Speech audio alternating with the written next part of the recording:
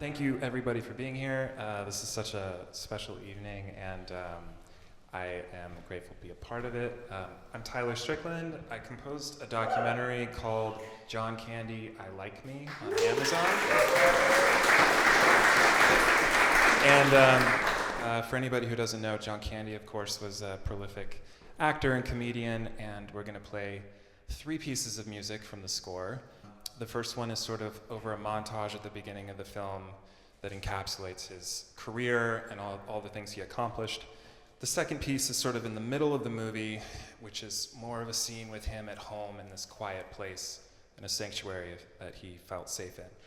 And the last piece is sort of at the end of the film, and it's more of like a celebration of John and his life. So.